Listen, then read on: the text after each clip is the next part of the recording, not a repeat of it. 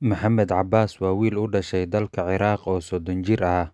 Wuxuu qaxootinimo ku yimid dalka Jarmalka muddo iminka 7 sano laga joogo. Kadib markii uu magaalada Hamburg dhowr bilood joogay, buu la kulmay haweeney Yahuudiyad Jarmal ah oo 73 sano jir ah, laguna magacaabo Jessica.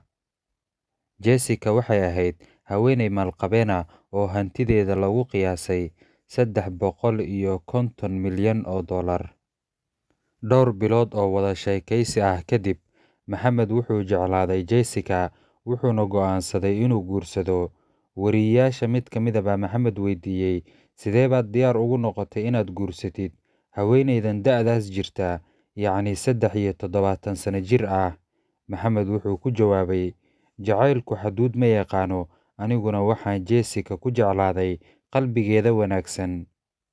Kadib markii ay 6 sano wada noolaayeen, Jessica waa ay geeriyootay. Maxamedna wuxuu u dhigay tacsi dad aad u fara badan ay ka soo qayb galeen. Isbuuc kadib wuxuu warqad ka helay golaha deegaanka magaalada Hamburg. Warqaddaas oo ahayd dardaarankii ay qortay xaaskiisii Jessica.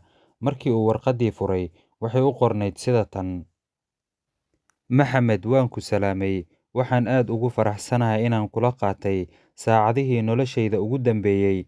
Weligeyna taas ma iloobi doono. Waxa kale oo aan rabay inaan kuu sheego inaan hantidayda oo dhan ugu deeqay ururada samafalka iyo danyarta guri la'aanta ah. Waa qalinkii Sabriye Muuse.